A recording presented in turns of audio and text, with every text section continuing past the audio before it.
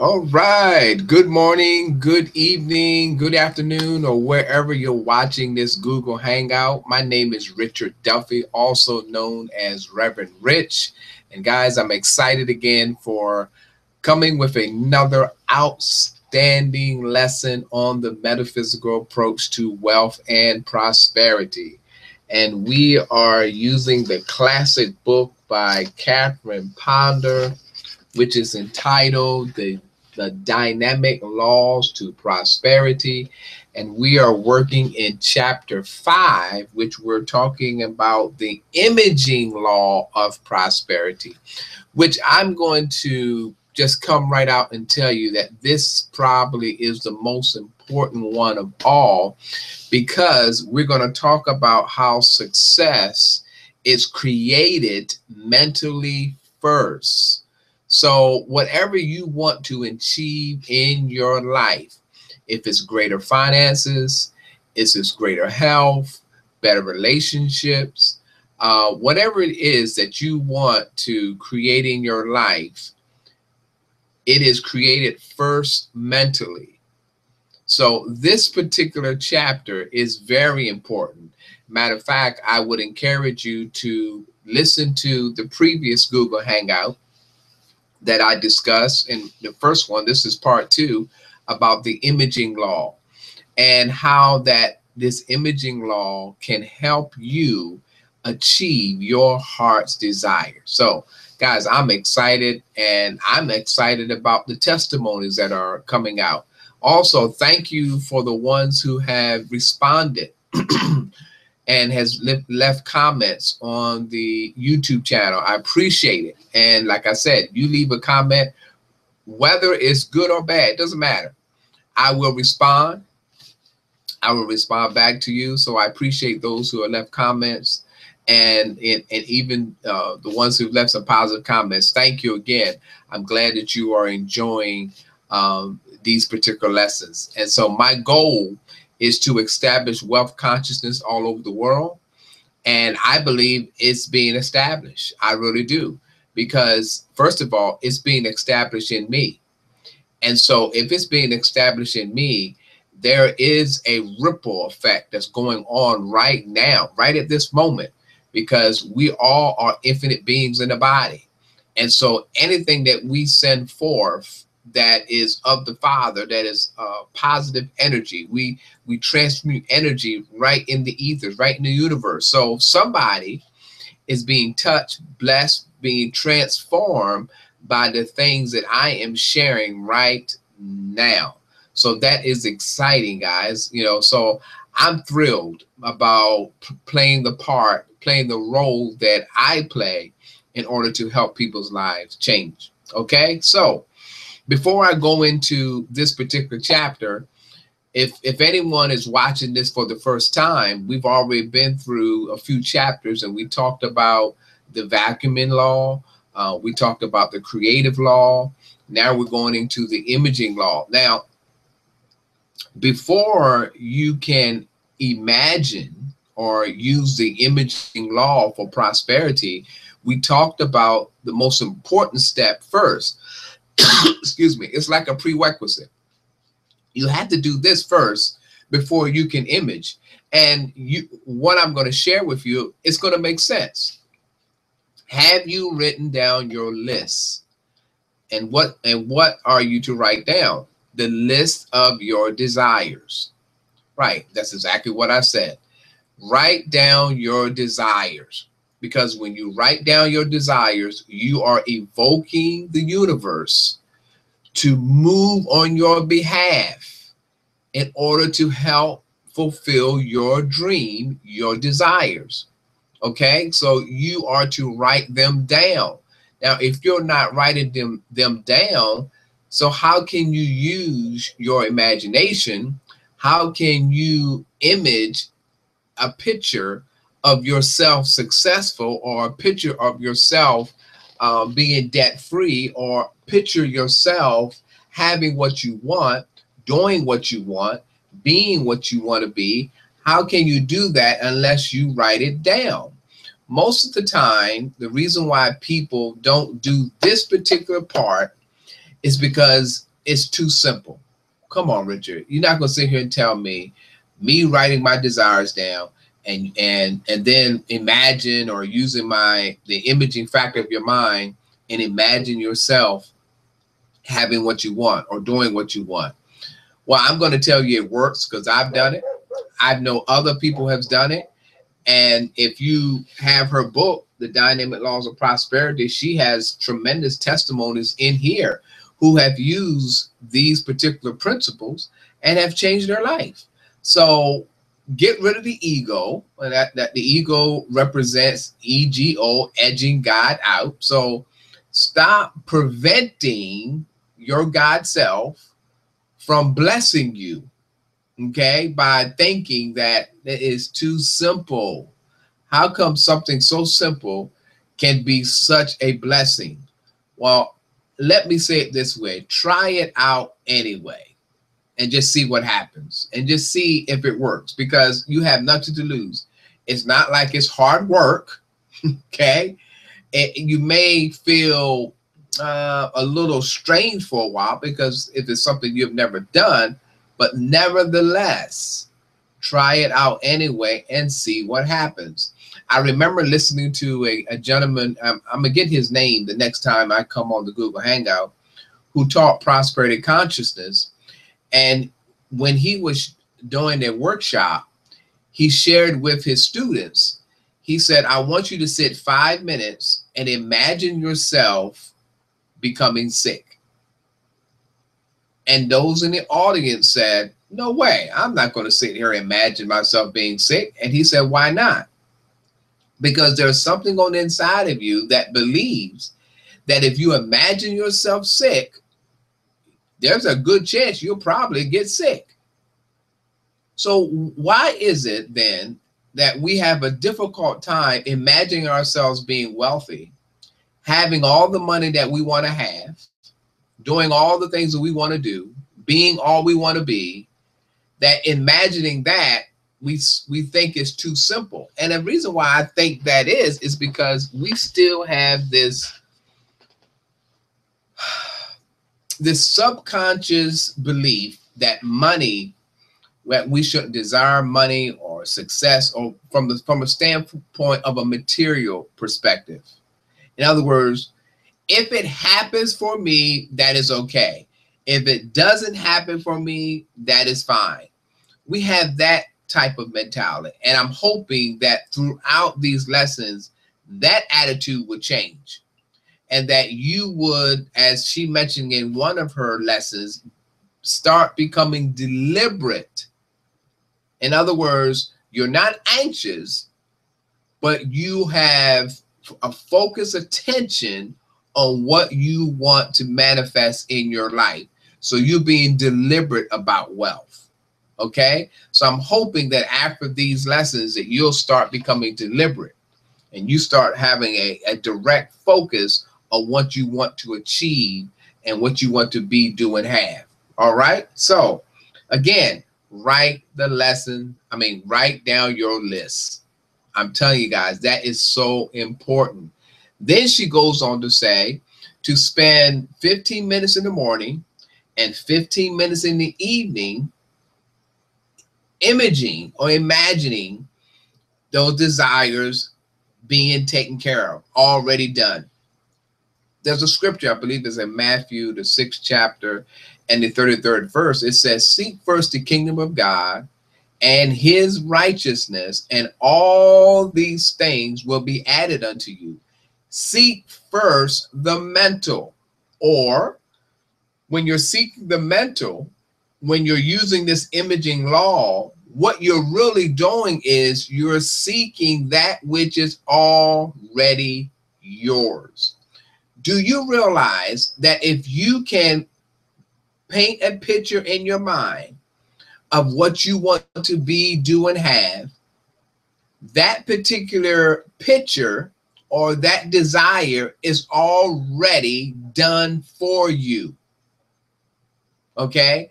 Now, what you have to do is use these principles to bring it into manifestation, because it's already done. The dream, the vision, the goal, It's already done. In the mind of God, it's already done and settled. You remember the scripture, I believe it says that I answer even before you call. So you may ask the question then, Richard, if God answers before I call and everything is already done, then why do I have to write down my desires? Why not God just go ahead and give it to me? Because writing down desires is for you. It's not for God. It's for you. You have to evoke faith. See, when you do it, you are evoking faith on the inside of you, because you believe by writing this down, I am starting the process of bringing my desires into manifestation. So you are actually starting the process by your faith. Okay. And then as you continue to use the imaging law, you are continuing the process to bring that which is first in the invisible into the visible realm. So really, the writing down your desires, it is for you. It's not for God. God don't want it. God doesn't need. I'll give you an example. I read a book by the Reverend Dr. Johnny Coleman, when the book was entitled "It Works If You Work It," and she mentioned in the book, should we pray for a fur coat? Now, if you understand, the Reverend Dr. Johnny Coleman's church was in Chicago, and if you ever been in Chicago in the wintertime, it would be pretty foolish not to pray for a fur coat. Now, in praying for a fur coat, why would you pray for a fur coat? Wouldn't it be obvious that God would give you a fur coat? And why would you have to pray for it? Why won't God just give it to me? Again, there is a part you play that causes that which is already exists in the ethers, in the invisible realm, in spirit. It already exists. You bring it out of the unformed by your faith. Faith is the substance of things hoped for, the evidence of things not seen. You bring it forth by using the imaging law. The next chapter, we're going to talk about the command law, but right now the imaging law, and you bring it out and you shape it by your imaging faculty of your mind and by your words, and you bring it forth into physical form. You do that part because it's already ready. Matter of fact, everything that you want right now, it's ready for you. I mean, I really do believe God has set this up. The universe has set this up so easy for us that religion has made it so difficult and made it so challenging. We work too hard to have what. Now listen, hear what I'm going to say. We work too hard to have what is rightfully ours. Why work so hard if it already belongs to me? Does that make sense? Why work so hard if it already is mine? The money is already mine. And in God's mind, to him, it doesn't matter how much. $100 and $100 million is the same in God's eyes. So if you want $100, okay, and that's how you image, fine. Somebody else is going to image 100 million. In God's mind, that's no different. Now, can that person convince in his own mind and see him with 100 million already? The same as a person can see himself already with $100. To God, there is no difference. We make the difference between $100 and 100 million. But when it comes to God, there is no difference. Just like when it comes to God, there is no color. We're the one created this idea of race. We are all one. So there's never been a color issue in God's eyes. Man has created these stipulations or these error beliefs and thoughts, and you see the ramifications of these error beliefs and thoughts. You see what happens in what we have created in our own minds. Okay, and God said, listen, you got free will. Now, once you recognize that you don't like what you have manifested, then you can use the same mind to change it. And that is also powerful as well. Okay? So remember, write down your desires. Make a list. She also says expand on it. Revise it. Even at times change it.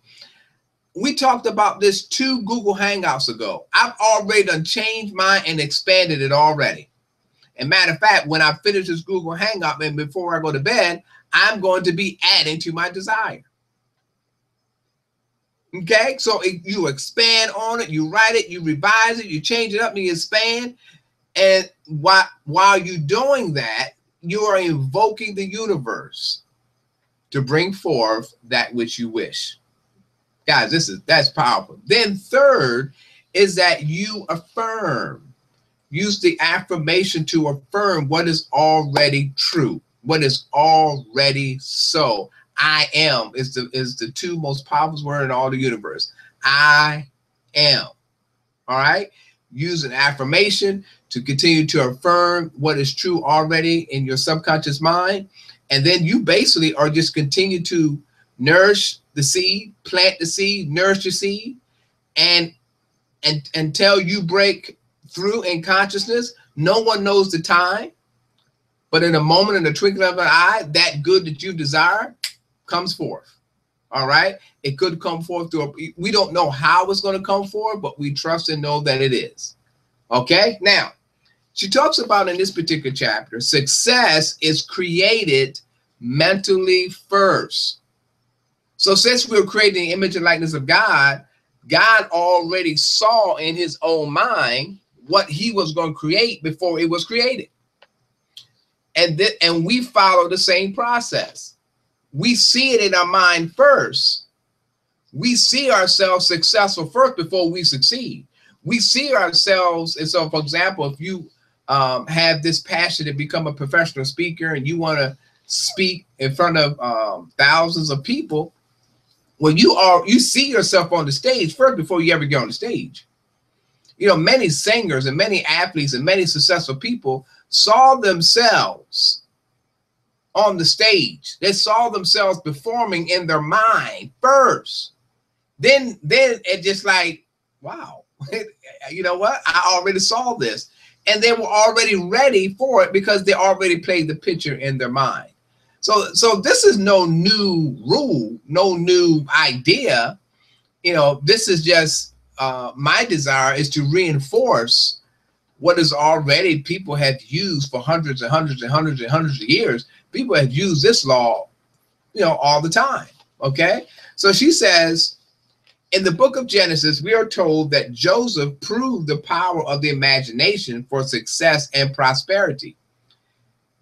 From him, we learn what to do and what not to do with our imagination. Now, many of us remember Joseph when he had those dreams and what he did with those dreams. He went and basically bragged to his brothers about the dreams, and he ended up going through things that he didn't have to go through, but in the end, it ended up working out for him because he was able to save his brothers. He became second in command in Egypt and everything. So we see what you shouldn't do, because we all have those mishaps. You know, we miss the mark every once in a while.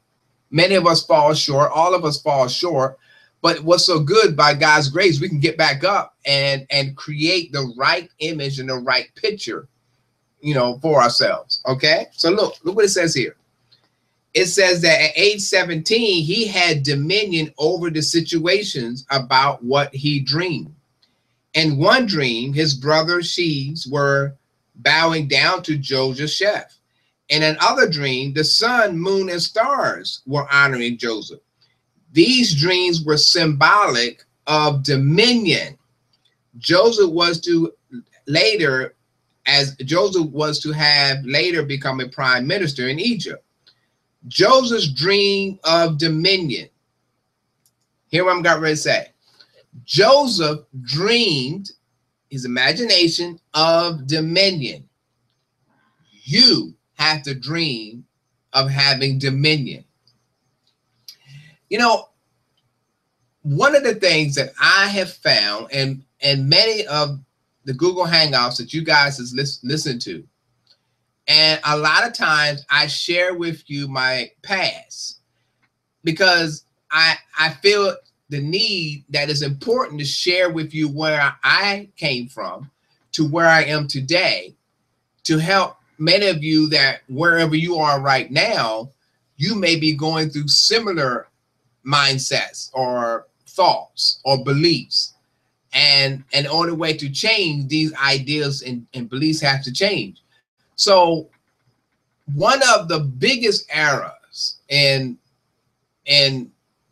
I would say in my lifetime was to believe that there was a devil out here plotting things, working on things. Even at times, the devil and God will have a plan just to see if I will stay faithful. You know, if I would hang in there. I mean, in other words, I just want you to imagine my loving Father giving the devil permission to beat me until I'm just about bowing and saying, you know what, I give up. And God is banking that I'm going to hang in there and won't denounce my faith. Now, what natural father? I want you to hear, what natural father would give their child over to someone else and beat them because they'll still love me anyway? Now, I don't know about you. When I had my children, no one was allowed to beat my kids. Not one.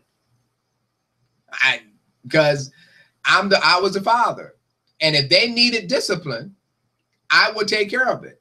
I didn't need anybody else to be disciplined or beat my children.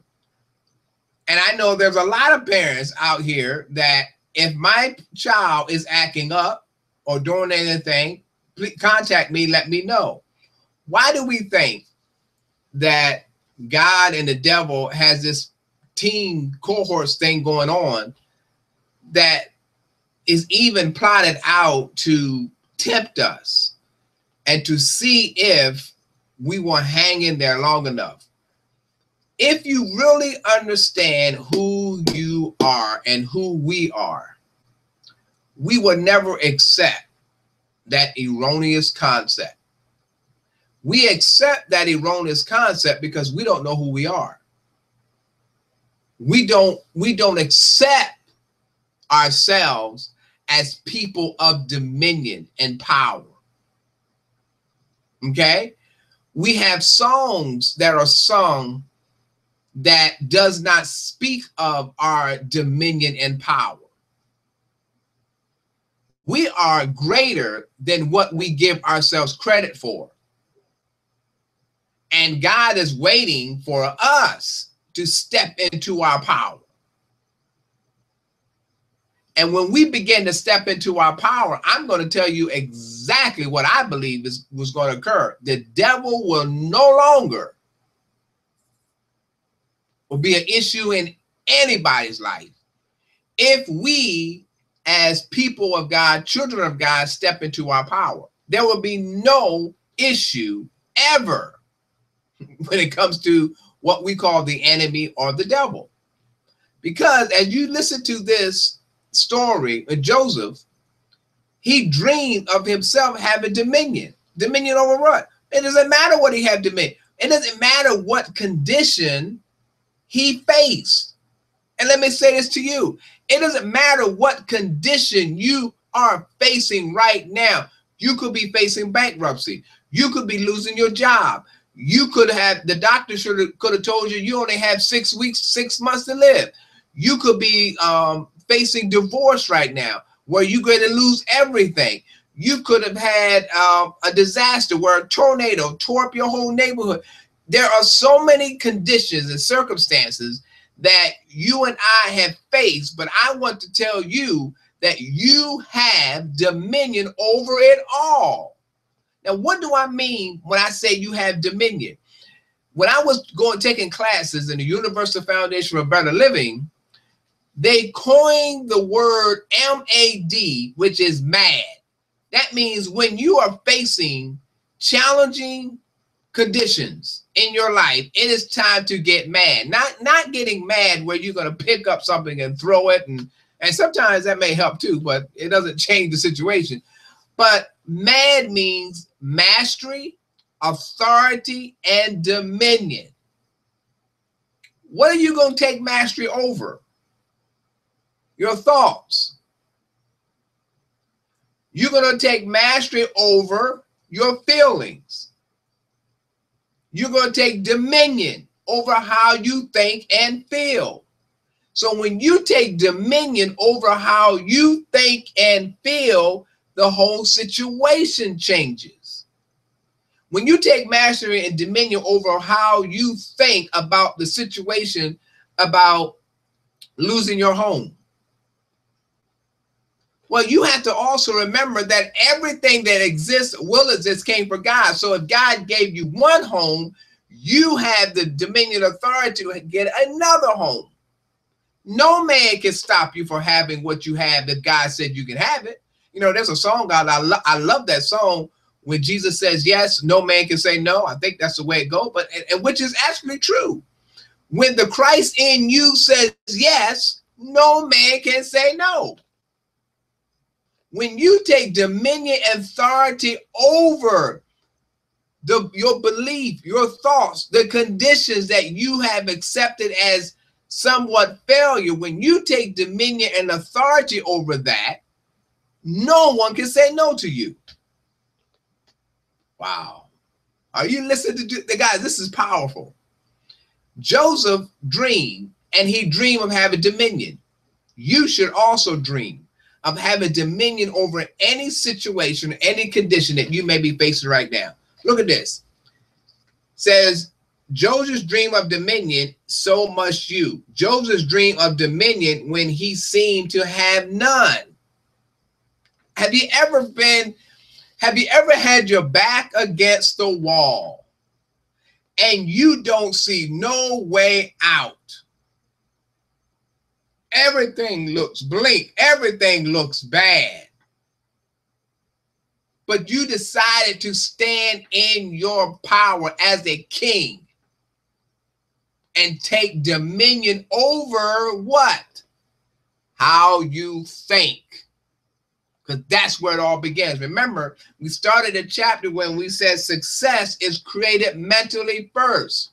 So what? They take my home. So what? They take my car. So what? They take my job. So what? They talk about trying to take my... I have dominion over how I think. And so even when, I believe when they took Joseph and they threw him in the hole and it looked like all was lost, look what happened at the end. When it looks like all is lost, stand in your power. Stand in your dominion. Speak that, and we're going to talk about in the next chapter. Speak those things as not as though they are. Call forth your finances. Call forth your health, everything, relationship, newness.